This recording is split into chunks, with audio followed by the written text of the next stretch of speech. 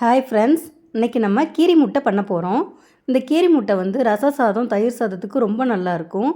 அதுக்கு அடுப்பில் கடாய் வச்சுட்டு ஒரு 2 ட்ராப் மட்டும் எண்ணெய் ஊற்றிக்கோங்க. அதில் ஒரு கைப்பிடி அளவுக்கு கருவேப்பிலை போட்டு அதை நல்லா ட்ரை ஆகிற அளவுக்கு வறுத்துக்கோங்க. நல்லா கைட்டை நொறுக்கி பார்த்தோம்னா நொறுங்கணும், அந்த அளவுக்கு ட்ரை ஆகிரட்டும். அதுக்கப்புறம் மறுபடியும் 2 ட்ராப் எண்ணெய் ஊற்றிட்டு ஒரு 4 ஸ்பூன் அளவுக்கு வெள்ளை உளுந்து, முழு உளுந்தாக எடுத்து போட்டுக்கோங்க. இதுவும் நல்லா பொன்னிறமாக ஆகிற அளவுக்கு நல்லா வறுபடட்டும். ஒரு 2 நிமிஷம் அடுப்பு சிம்மில் வச்சுட்டு கூட பண்ணுங்கள். 2 ட்ராப் எண்ணெய் விட்டால் போதும், ரொம்ப எண்ணெய் வேண்டாம்.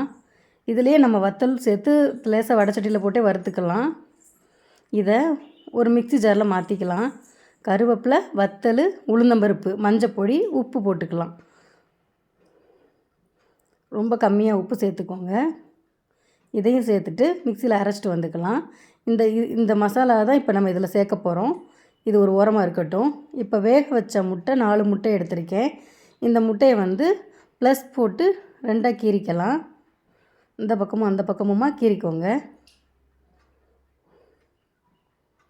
முட்டை வேக வைக்கிறப்பயே கல்லுப்பு போட்டு வேக வைங்க, அப்படின்னா தான் உடப்படாது. இல்லைன்னா எல்லா பக்கமும் ஒரு மாதிரி இதாகி வரும். இப்போ அடுப்பில் ஒரு கடாய், சின்ன கடாய் வச்சுக்கோங்க. வச்சுட்டு அதில் ஒரு 1.5 ஸ்பூன் மிளகுத்தூள் போட்டுக்கோங்க. 1 ஸ்பூன் சீரகத்தூள் போட்டுக்கோங்க. நான் ஸ்பூன் ரொம்ப குட்டி ஸ்பூன், ரொம்ப கம்மியான ஸ்பூன், இது கம்மியாக எடுக்கிற அளவுக்கு உள்ளது. 1 ஸ்பூன் அளவுக்கு தூள் உப்பு எல்லாத்தையும் போட்டு இந்த முட்டையோட வெளிப்பக்கம் மட்டும் இதில் படுற அளவுக்கு, இதுலேயும் நான் கிட்டத்தட்ட ஒரு அரை ஸ்பூன் தான் நான் எண்ணெய் ஊற்றிருக்கேன். இந்த 4 முட்டையும் இதில் வெளிப்பக்கம் மட்டும் இதில் மசாலா படுற மாதிரி பரட்டி விட்டுட்டு இது ஒரு உரமாக எடுத்து வச்சுக்கோங்க. இப்போ நான் 2 வச்சதுமே ஒரே கடாயில் தான் வச்சேன். இப்போ இன்னொரு கடாய் வச்சுட்டு இதில் ஒரு குழிக்கரண்டி அளவுக்கு எண்ணெய் ஊற்றிட்டு ஒரு 150 வெங்காயம், சின்ன வெங்காயத்தை போட்டு வதக்கிக்கலாம். இல்லைன்னா 2 பல்லாரி வெங்காயத்தை நறுக்கிக்கோங்க, பொடுசாக நறுக்கி எடுத்துக்கோங்க. அதை கூட சேர்த்துக்கலாம். வெங்காயம் வதங்குறதுக்காக கொஞ்சமாக உப்பு சேர்த்துக்கலாம். ரொம்ப கம்மியாக சேர்த்துக்கோங்க, ஏன்னா பொடியில் ஏற்கனவே நம்ம உப்பு போட்டோம். இந்த வெங்காயம் நல்லா வதங்கட்டும். வதங்கினோடனே இதில் 4 முட்டை சேர்த்துருக்கிறதுனால ஒரு 2.5 ஸ்பூன் அளவுக்கு அந்த பொடி எடுத்து போட்டுக்க போகிறோம். இந்த பொடியிலே நம்ம மஞ்சள் எல்லாமே போட்டோம். இது வந்து நல்லா வெங்காயம் சுருளை வதங்கின உடனே சேர்த்துக்கோங்க, ஏன்னா இந்த பொடி போட்ட உடனே ஒட்ட ஆரம்பிச்சிடும் மசாலா ஃபுல்லாக. இப்போ ஒரு அரை ஸ்பூன் அந்த பொடியை எடுத்து முட்டைகளுக்கு நடுவில் உள்ள விட்டுருங்க. நடுவில் கொஞ்சம் சேர்த்துட்டு இந்த மசாலாவோடு சேர்த்து ரொம்ப பிரட்டிடாதீங்க, முட்டை உடஞ்சிரும்.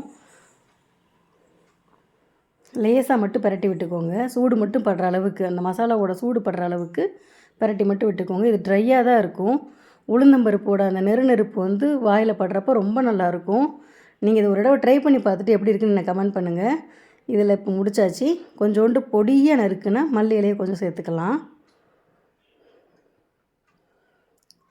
இது டிஃப்ரெண்ட்டாக இருக்கும். இது வரைக்கும் யாருமே இப்படி பண்ணியிருக்க மாட்டாங்க. ரொம்ப நல்லாயிருக்கும். நீங்கள் ட்ரை பண்ணி பாருங்கள். ரொம்ப ரொம்ப டேஸ்டியான கீரி முட்டை ரெடி.